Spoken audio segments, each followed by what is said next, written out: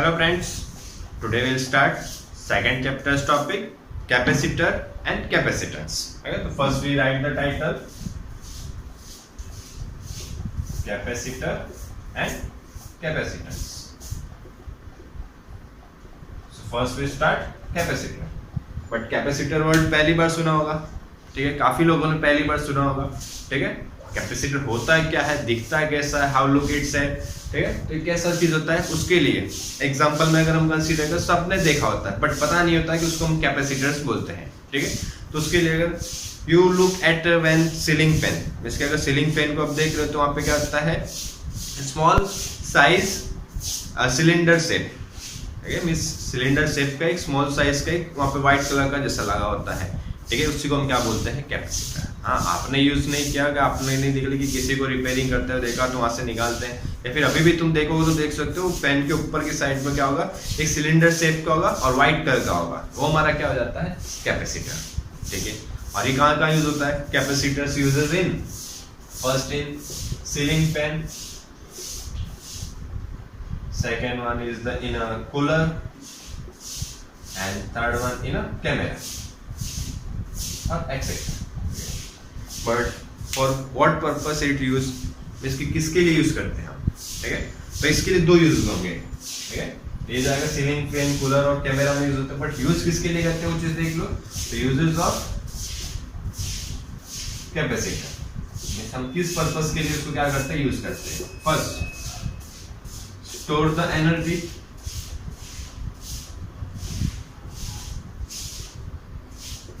right? And give the energy.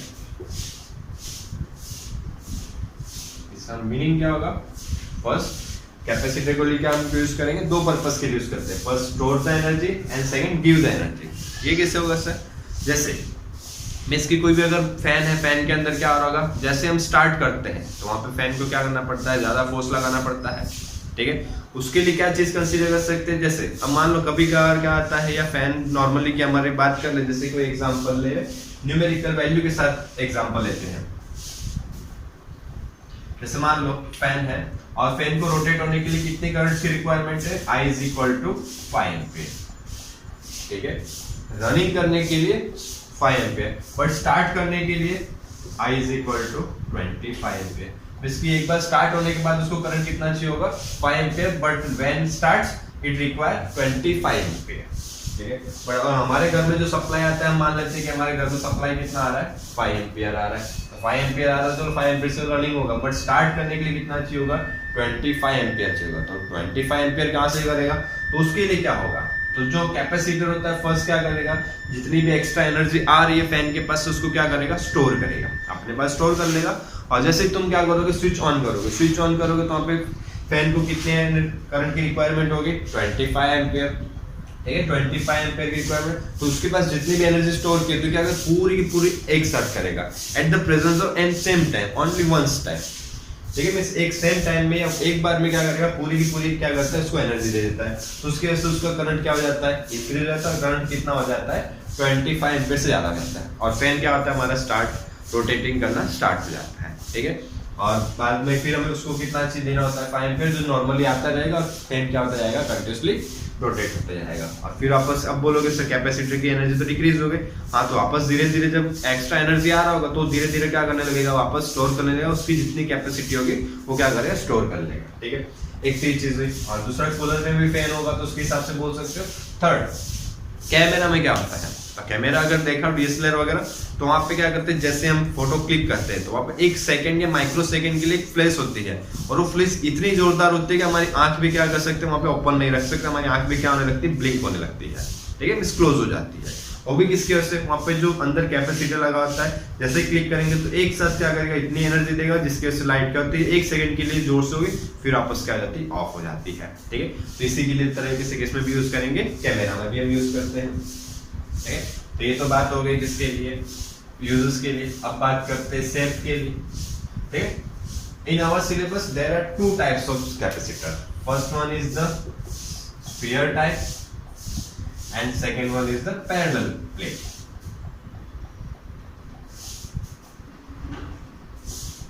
Okay, first we discuss about the sphere type. Sphere type means its own name name से पता चल जाएगा कि कैसा होना चाहिए, स्फीयर शेप होगा। स्फीयर शेप होगा तो उसके ऊपर क्या होगी, रेडियस होगी। रेडियस को हम कंसीडर कर लेते हैं r, ठीक है। और किस पे डिपेंडेंट होगा, और ये जो डिपेंडेंट होता है मटेरियल, किस मटेरियल से तुम क्या कर रहे हो, स्फीयर बना रहे हो, किस पे डिपेंड करेगा।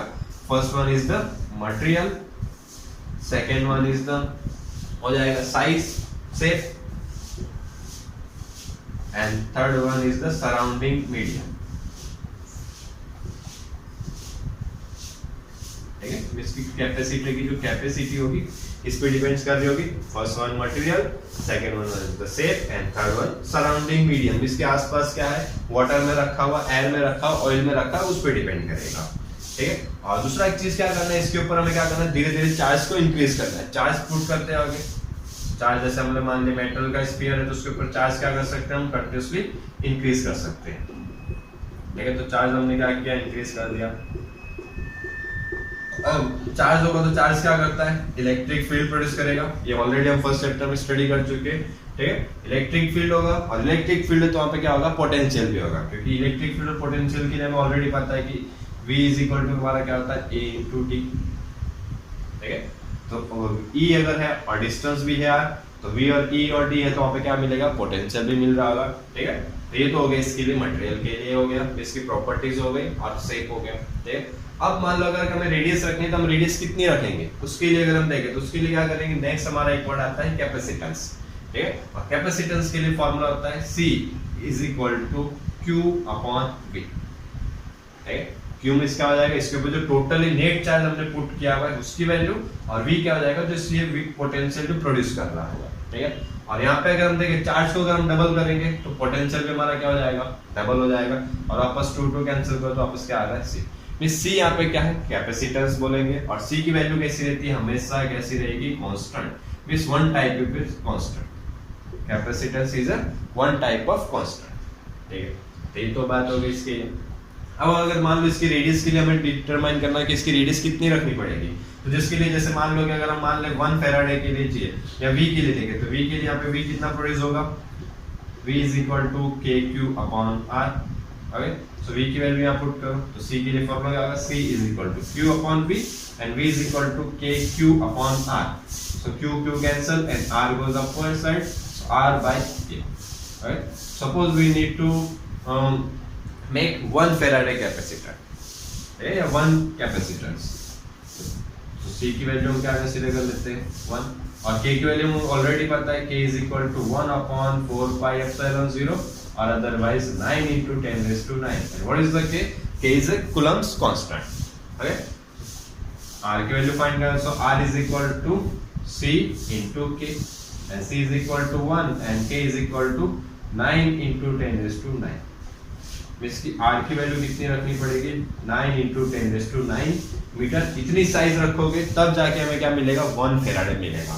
और हमने देखा अभी फैन के अंदर इतनी सी साइज होती है तो सेंटीमीटर के अंदर से होती है, और ये तो 10 raised to 9 मीटर के आसपास की बात कर रहे हैं, ठीक है। तो 1 फैराडे के लिए, ठीक है। हमारे पास जो कैपेसिटर्स होता है वो क्या होता है, बहुत ही कम होता है, और जो हम कैपेसिटर्स जितने भी यूज करते हैं बहुत ही कम यूज करते हैं। किस टर्म की यूज करते हैं, मिली फैराडे की यूज करेंगे, या फिर माइक्रो फैराडे, या फिर थर्ड बोल सकते हो तो नैनो फैराडे, पिको फैराडे के होते हैं, ठीक है। 1 फैराडे भी का भी हम यूज नहीं कर सकते, ठीक है। मिली फैराडे में क्या होगा, 1 into 10 raised to -3, 1 into 10 raised to -6, and for nano Faraday 1 into 10 raised to -9, ठीक है। इस टर्म का होना चाहिए,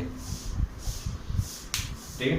और अब दूसरा इसमें अगर देखें तो इसके लिए किसकी जरूरत होगी, यूनिट के लिए, और यूनिट के लिए अगर यही फॉर्मूला हमें याद रखना है, ठीक है। यूनिट के लिए हमें एक फॉर्मूला याद रखना है, C इज इक्वल टू क्या होगा, Q अपॉन V, और Q के लिए यूनिट्स क्या होगा, कूलम, और V के लिए क्या होगा, वोल्ट, सो कूलम पर वोल्ट, एक तो ये बोल सकते हो।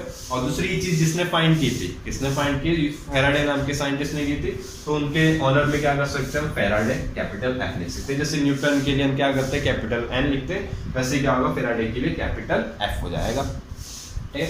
और इसके लिए सिंबल भी चाहिए होगा। सिंबल के लिए अगर हम देखें तो 2 टाइप के सिंबल होगा, एक होगा इस टाइप से, इसकी बैटरी की तरह नहीं बनाने, दोनों लाइंस पैरेलल बनानी है और इक्वल लेंथ होनी चाहिए। ये हो जाएगा हमारा फिक्स कैपेसिटर, ठीक है। और बुक में भी वैल्यू दी हुई है,